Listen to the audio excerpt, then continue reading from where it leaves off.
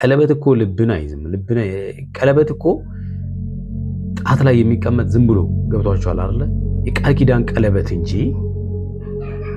ልብ ላይ ነው ሁሉ ነገር ያለው። ፍቅሩ ልቧ ላይ ነው ያለው። የሷን ፍቅር ልቡ ላይ ነው ያለው። እነዚህ ሰዎች ቀለበት ስላወለቁ ማስቆም ይቻላል ማለት አይደለም። ምንም ስለ ቀለበቱ አልገባቸውም ማለት ነው። መጀመሪያ ከቀለበቱ በፊት እኮ ፍቅራቸው ነበረ።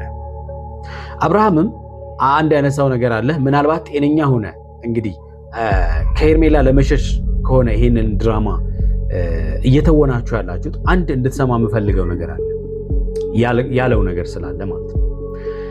ያኔ ቀለበቱን ያረኩልሽ እዚህ ጋር አለመግባባት ስለነበረ አንቺ ጋር ቀለበት አደረኩልሽ እና አሁን ደግሞ ወደ ሚስቴና ወደ ልጄ እናት ተመልሻለሁ። ስለዚህ ይህን ቀለበት እንድታወልቅ ይፈልጋለሁ ነበር ያላት።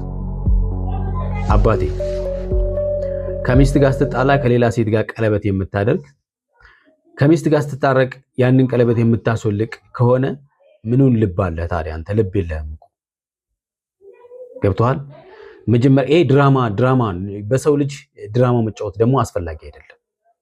አብርሃም ከልብ ሆነ እየሰማኸኝ ከሆነ ምን አይነት አስተሳሰብ ነው ያለ? ይሄንን የምታደርግ ከሆነ ማለት ነው እንደው ከራስ አስተሳሰብ ይሄንን ካደረከው እኔ በጣም አዝኜብሃለሁ። እውነቴን ነው የምላችሁ።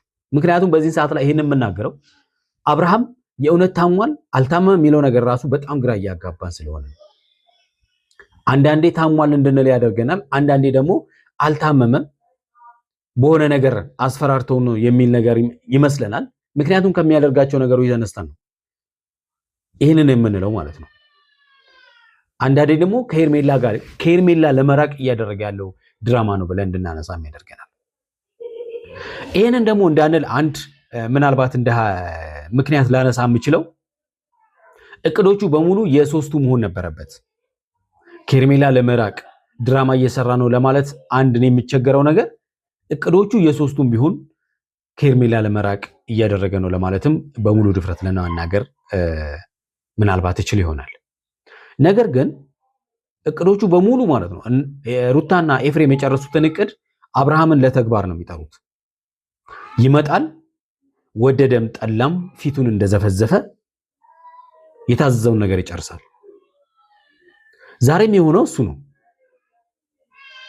እነሱ አቅደው ተስማምተውበት ሄርሜላ ጋር ያለውን ቀለበት ማስወለቅ። ምክንያቱም ይሄን ቀለበት ከዚህ ፊትም ኤፍሬም ለማስወለቅ ጥረት አድርጎ ነበረ፣ አልተሳካለትም። አሁን አብርሃም እጃቸው ላይ ስለሆነ በአብርሃም በኩል እንደፈለጋቸው ማድረግ ይችላሉ።